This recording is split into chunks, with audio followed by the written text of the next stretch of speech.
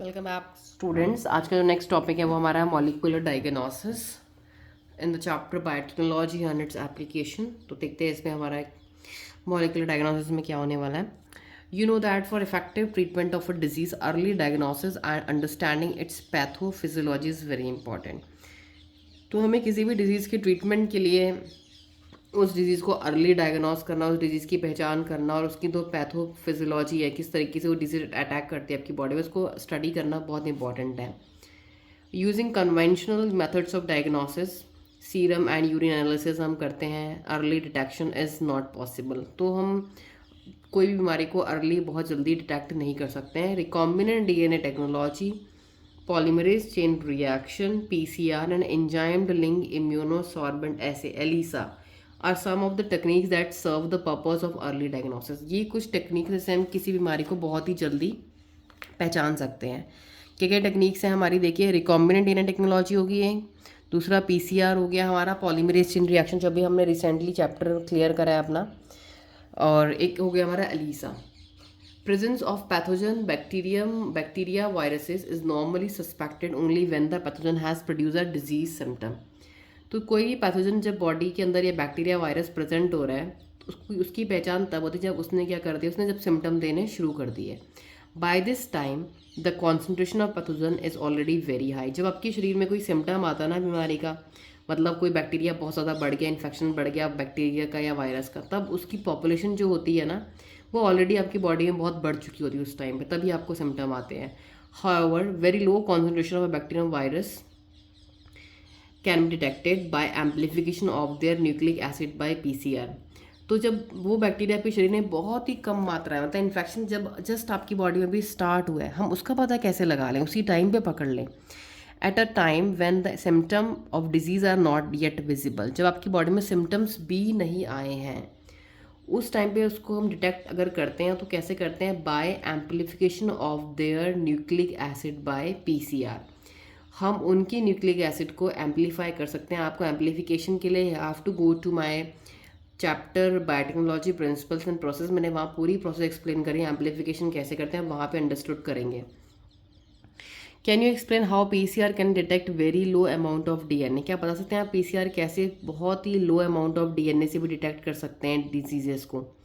PCR is now routinely use to detect HIV in suspected AIDS patient. PCR जो polymerase chain reaction, इससे हम AIDS patient में AIDS को detect कर रहे हैं। It is being use to detect mutation in genes, genes में mutations को डिटेक्ट कर रहे हैं, चेंजेस जो हो रहे हैं कैंसर पेशेंट्स में specially. It is powerful technique to identify many other genetic disorders. तो ये पीसीआर हमारी बहुत ही पावरफुल टेक्निक है, इससे हम अलग अलग जेनेटिक डिसऑर्डर्स को भी फाइंड आउट कर सकते हैं। अ सिंगल स्टैंडर्ड डीएनए और आरएनए, एक सिंगल स्टैंडर्ड डीएनए, सपोज ये सिंगल स्टैंडर्ड हमारा डीएनए हो गया, ये सपोज ये आरएनए हो गया, tagged with the radio active molecule. हमने इसमें एक रेडियो एक्टिव मॉलिक्यूल लगा दिया, टैग कर दिया इसको, ठीक है। जैसे टैग करते हैं ना, कपड़े में टैग लगाते हैं, मतलब ये सपोज इसमें रेट लिख देते हैं इतने का, तो उसमें टैग कर दिया रेडियो एक्टिव मॉलिक्यूल से, इसको हमने बोल दिया probe. Is allowed to hybridize to its complementary DNA. अब इसको हम हाइब्रिडाइज कराएंगे इसके कॉम्प्लीमेंट्री डीएनए से, इसको इसके कॉम्प्लीमेंट्री डीएनए से, okay. In a clone of cells followed by detection using auto radiography. और उसको कैसे डिटेक्ट करेंगे, ऑटो रेडिएशन पास करेंगे यहाँ से, फिर हम इसको देखेंगे। The clone having the mutated genes will hence not appear on the photographic film. अब ये फोटोग्राफिक फिल्म है, यहाँ पे सिर्फ उन्हीं की इमेजेस आएंगी। किन की इमेजेस आएंगी, जिनके पास म्यूटेटेड जीन नहीं है, जो जिन डीएनए स्ट्रैंड में म्यूटेशन नहीं हुई है वो हमें यहाँ दिखेंगे, और जिनमें म्यूटेशन हुई है उनकी हमें कोई भी यहाँ पे फोटोग्राफिक फिल्म में कोई भी फ़ोटो नहीं दिखेगी, because the probe will not have complementarity with the mutated gene. जो प्रोब हमने यूज़ करे हैं यहाँ पे इसमें, तो उनके पास क्या होगा, उनके पास प्रोब के पास कॉम्प्लीमेंट्री नहीं होगी। सपोज हमने ये लिया, हमने ये प्रोब लिया, प्रोब सिर्फ उससे बाइंड करेगा जिसमें कोई चेंज नहीं आया, क्योंकि ये सपोज हमारा नॉर्मल है, ये भी प्रोब हमारा नॉर्मल है। अब ये हमारा यहाँ पे म्यूटेशन हो गई, सपोज प्रोब कहेगा ये तो मेरा स्ट्रैंड नहीं है, मैं इसको नहीं जानता हूँ, वो इससे बाइंड नहीं करेगा। जब इससे बाइंड नहीं करेगा तो इस फोटोग्राफी फिल्म में उसकी कोई भी पिक्चर नहीं आएगी, तो मतलब वो म्यूटेटेड है। तो इस तरीके से हम पहचान सकते हैं कैसे हमारे जो जीन्स है वो म्यूटेटेड हैं या कैसे नहीं है, इसलिए हम प्रोब को यूज़ करते हैं स्पेशली इसमें।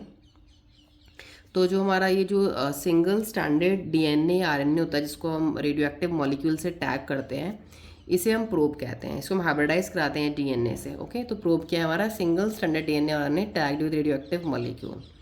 तो प्रोब हमारे जो होते हैं वो उनसे बाइंड नहीं करते जिसमें म्यूटेशन हुई होती है जिस स्ट्रैंड में, इससे उनकी कोई फोटोग्राफिक फिल्म में कोई पिक्चर नहीं आएगी। So probe will not have complementarity with the mutated gene. उनके पास कोई कॉम्प्लीमेंट्री नहीं है। कॉम्प्लीमेंट्री मतलब ये ए के आगे टी आएगा, तो प्रोब के पास कोई कॉम्प्लीमेंट्री नहीं है इसके लिए। अगर यहाँ पे म्यूटेशन है तो अगर यहाँ सपोज यहाँ पे कुछ और है, यू है, तो प्रोब इससे बाइंड कर ही नहीं सकता।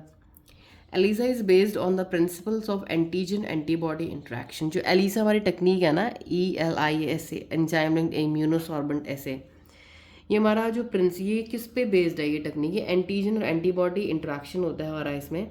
Infection by pathogen can be detected by the presence of antigens. तो हम इन्फेक्शन जो पैथोजन के इसको कैसे पहचान सकते हैं? एंटीजन्स की प्रेजेंस में, या वो प्रोटीन्स हो या हमारे ग्लाइकोप्रोटीन्स हो। अगर आपकी बॉडी में एंटीजन्स बने हैं मतलब पैथोजन से लड़ने के लिए, तो मतलब इन्फेक्शन हुआ है। एंटीजन्स क्यों बनेंगे? एंटीजन तब बनेंगे जब कोई अटैक, जब कोई इन्फेक्शन आपके अंदर आएगा, उनसे लड़ने के लिए तो एंटीजन्स बनते हैं। सपोज ये एंटीजन बने हैं, ठीक है, ये क्यों बने? यहाँ पे ये बैक्टीरियाज आए इनको मारने के लिए। अगर हमें ये शरीर से मिल रहा है तो मतलब इन्फेक्शन हुआ है। और by detecting the antibodies synthesised against pathogen, या तो हमारी बॉडी के अंदर क्या बने हैं? एंटीबॉडीज़ बनी है, इससे भी हम पहचान कर सकते हैं एंटीबॉडीज़ किल करने के लिए। तो this is your molecular diagnosis completed. Next topic explain you about transgenic animals क्या होते हैं हमारे, और इनमें हमारे किस तरीके से हम बायो कंट्रोल प्रोडक्ट्स फॉर्म कर सकते हैं, vaccine safety, chemical safety testing क्या होती है, transgenic animals in detail I will explain you. So thank you and stay tuned.